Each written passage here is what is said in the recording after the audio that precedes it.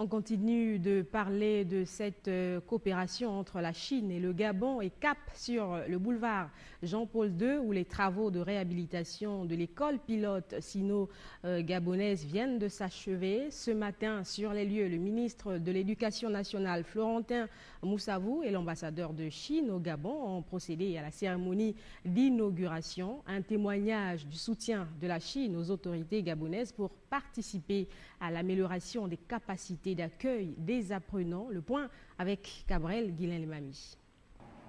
1,2 milliard de francs CFA, c'est le montant dépensé par le gouvernement chinois pour la réhabilitation de cette école sino-gabonaise dont les travaux débutés en 2016 concernaient la réfection des bâtiments abritant les salles de classe, la construction de la barrière ainsi que l'extension de la structure avec la construction d'une salle multimédia. Le développement de l'école attire toujours l'attention de la partie chinoise. En avril 2016, son Excellence M. Yu Zhenshen, président de la conférence consultative politique du peuple chinois, s'y a rendu visite spécialement. Grâce à son engagement personnel, la rénovation de l'école s'est mise rapidement à l'ordre du jour. Au-delà des travaux de réhabilitation, l'école a bénéficié d'un don de matériel didactique et informatique, une façon pour l'État chinois de contribuer à l'amélioration de l'enseignement dans cette structure scolaire.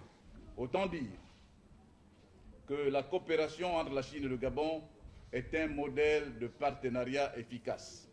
C'est pourquoi, Monsieur l'ambassadeur, au nom du président de la République, chef d'État, son Excellence Ali Bongo Ondimba, et du Premier ministre chef du gouvernement, je tiens à vous remercier pour votre concours et votre générosité, sans cesse renouvelée dans l'amélioration constante des conditions d'apprentissage des élèves gabonais.